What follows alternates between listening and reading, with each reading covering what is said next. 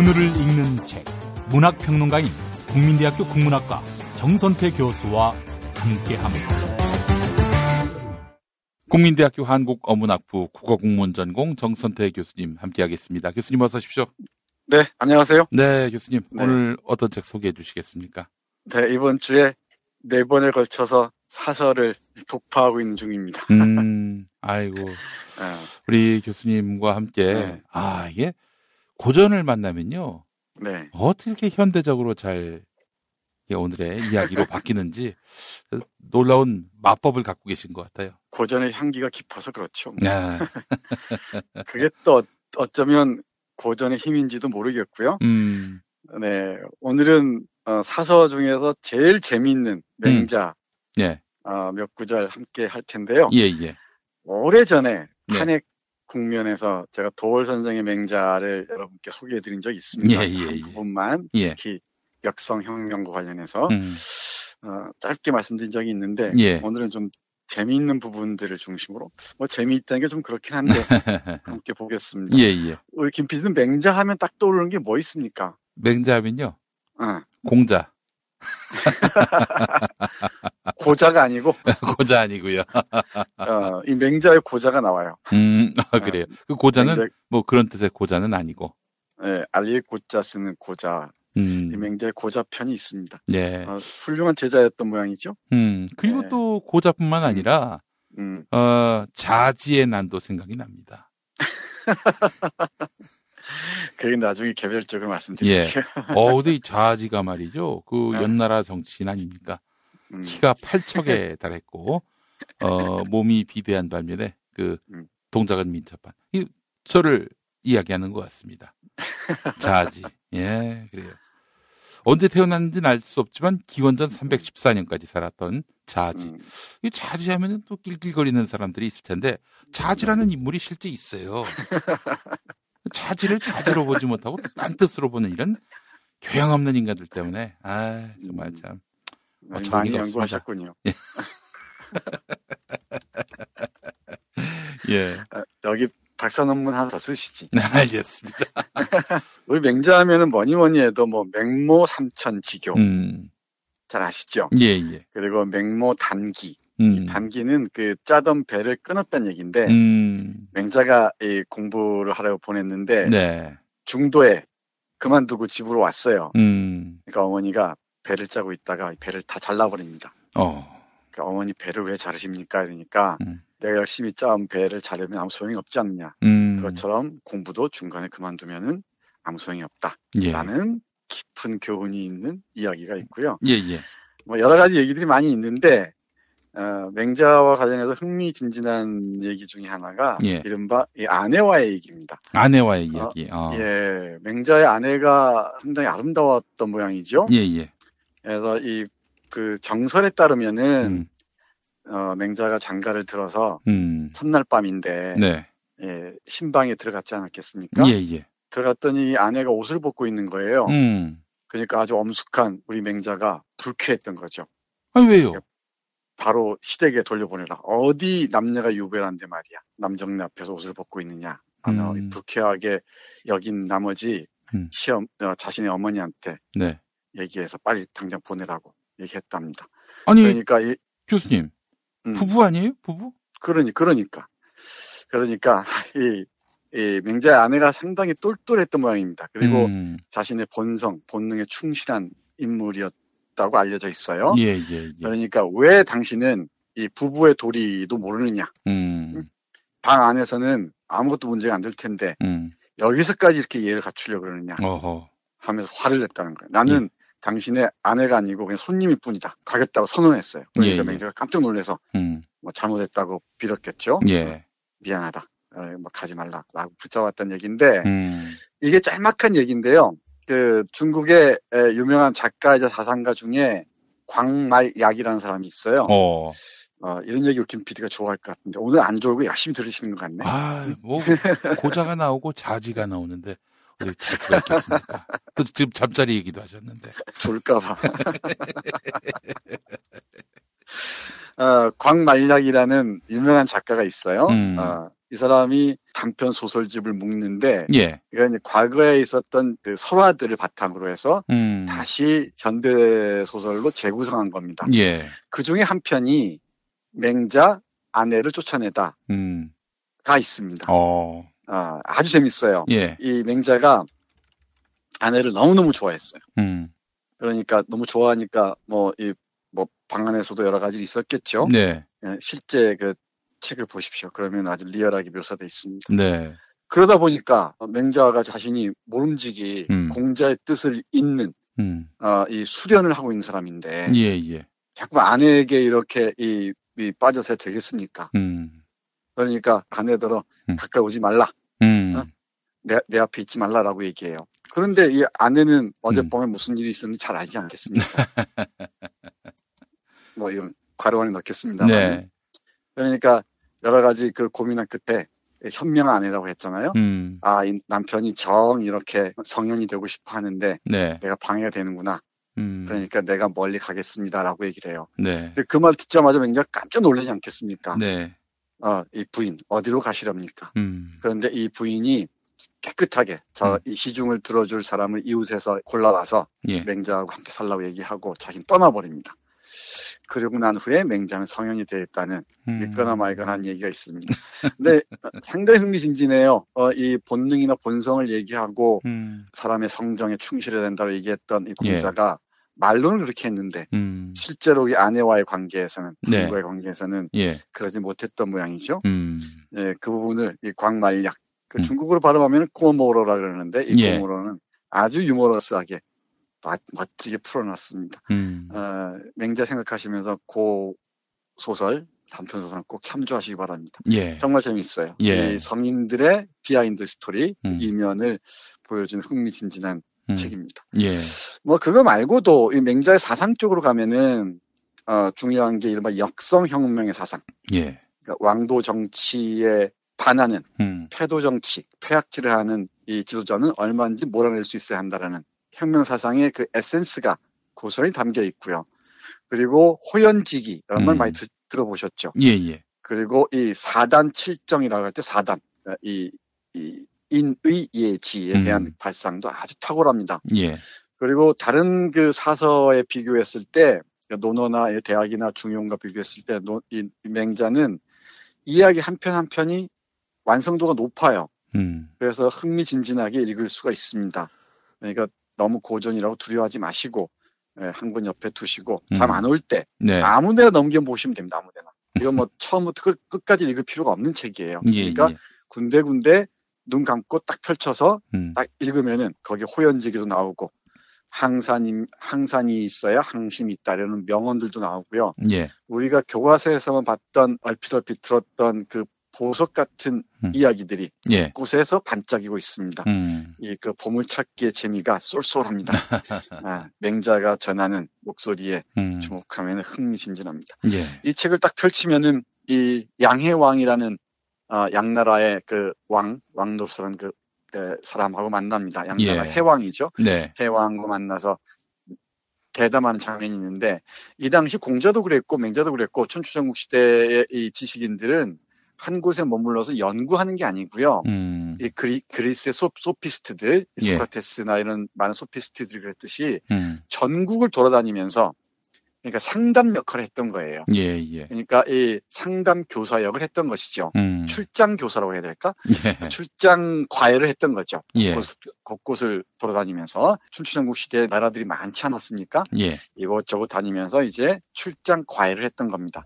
그중에 맨 처음에 양나라의 해왕을 만나서 여러 가지 묻습니다. 정치가 뭐냐, 어떻게 나라를 이롭게 할 수 있겠느냐 물으니까 맹자가 얘기한 유명한 얘기가 있죠.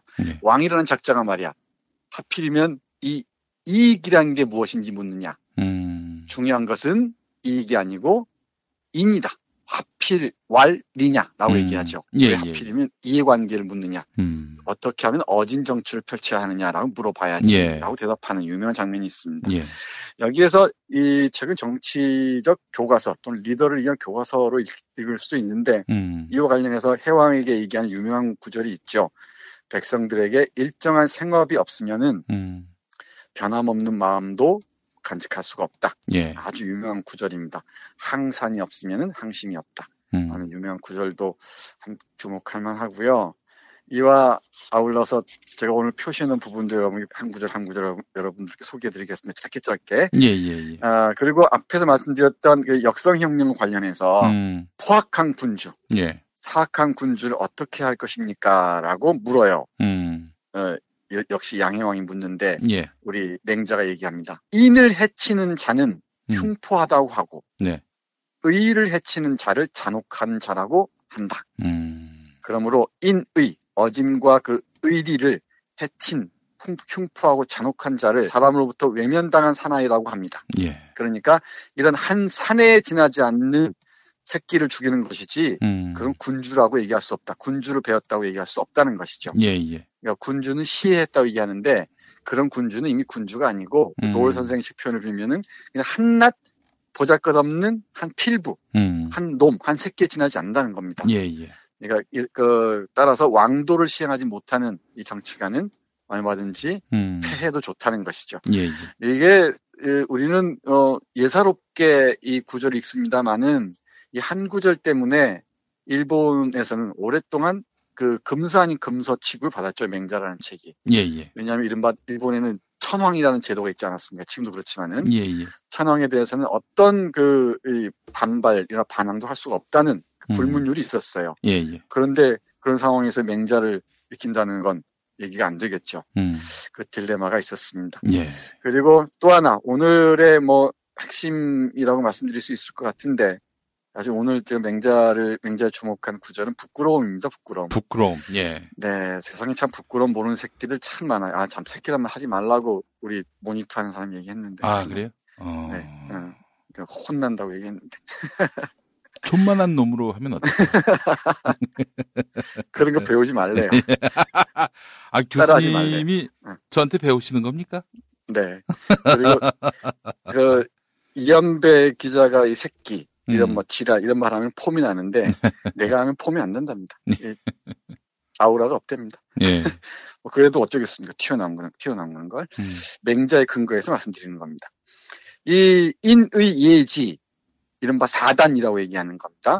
그 유학의 하나의 별이 핵심이 되는 축이죠. 기둥이죠. 그걸 설명하는 부분 잠깐 신창호 선생님 번역을 읽어보겠습니다. 사람이 모두 참아하지 못하는 마음을 지지는 근거는 지금 사람이 갑자기 어린아이가 우물에 빠지려고 하는 장면을 보게 되면 모두가 깜짝 놀라고 가슴 쓰라리게 아픈 마음을 갖는데 이는 어린아이의 부모와 사귀어 친분을 쌓기 위해서도 아니고 마을 사람이나 친구들에게 칭찬을 받기 위해서도 아니며 어린아이를 구하지 않았다는 비난이나 어린아이가 우물에 빠지면 지르는 비명이 듣기 싫어서 그러한 것이 아니다.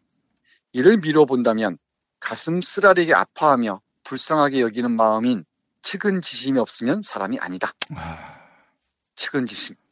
사람을 가엾게 여기지 않으면 사람이 아니라는 것입니다. 근데 측은지심을 여길 대상도 분명하게 설정해야죠. 예. 만약에 어떤 사람, MB에게 측은지심 간다는 것은 역사에 반하는 행동입니다. 전혀 다르죠, 이건. 예.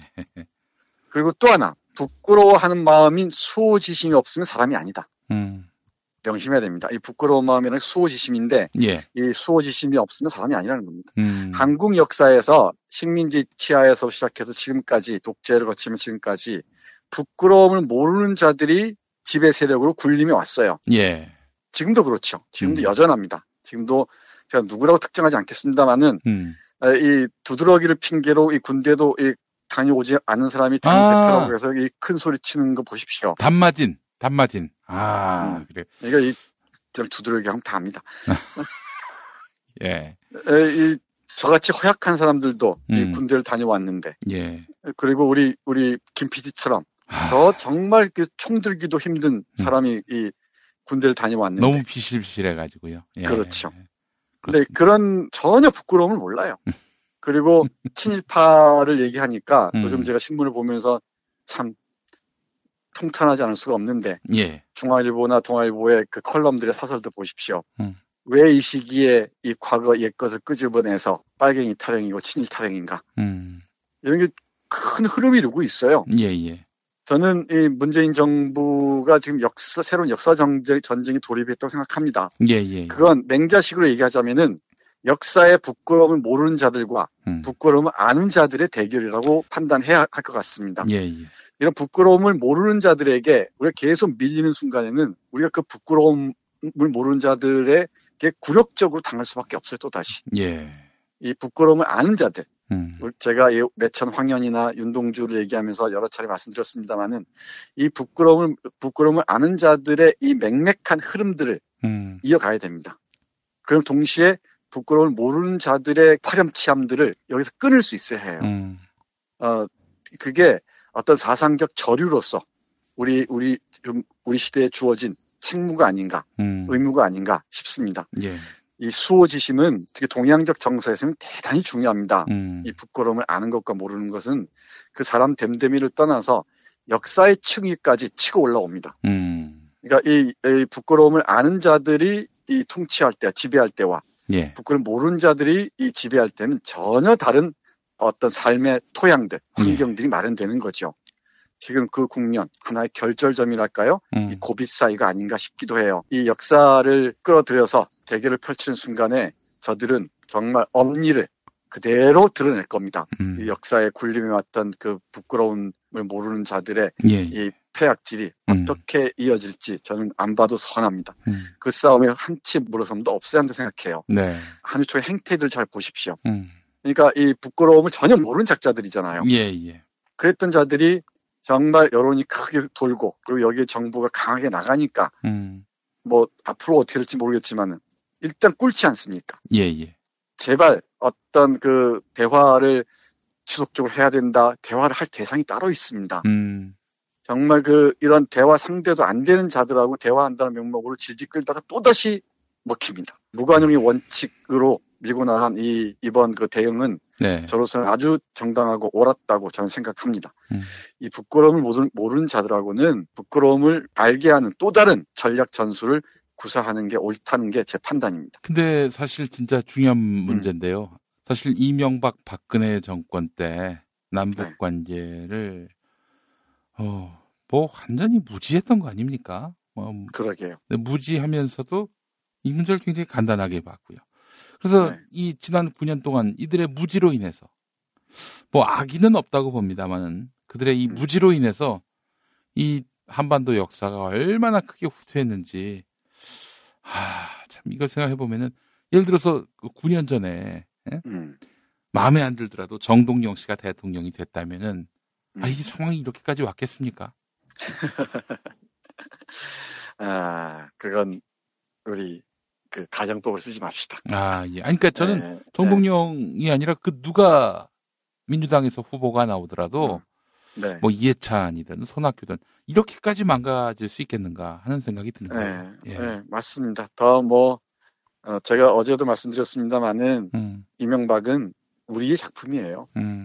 네, 그 점을 잊으면 안 됩니다. 그러니까 철학이 없고 비전이 없고 그리고 그렇죠. 기본적인 인간에 대한 예의가 없는 자들이 대통령이 되면은 이건 그야말로 테러리스트한테 총을 건네주는 격이나 다름없는 거예요, 진짜. 그렇습니다.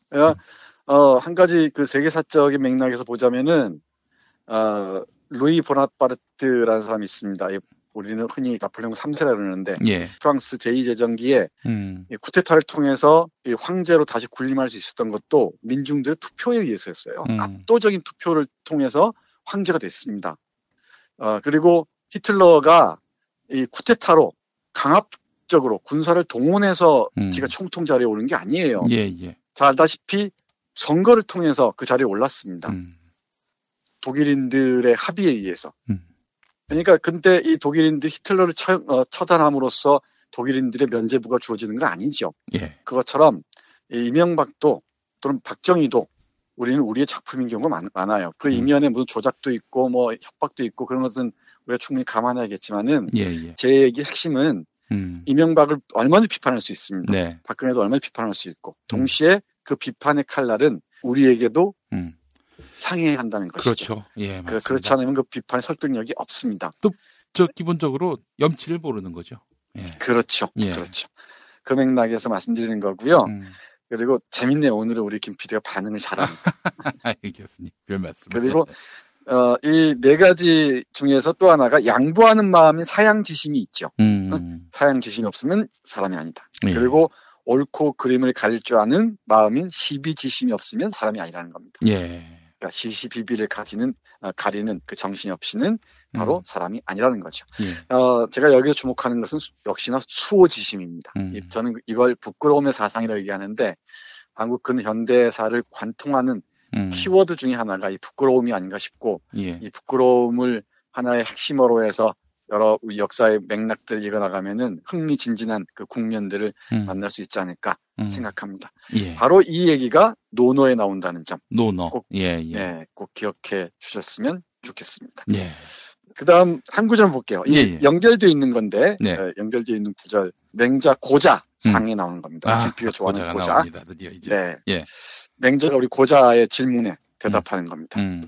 측은한 마음은 누구나 지니고 있다. 부끄러워할 줄 아는 마음은 누구나 지니고 있다. 양보하는 마음은 누구나 지니고 있다.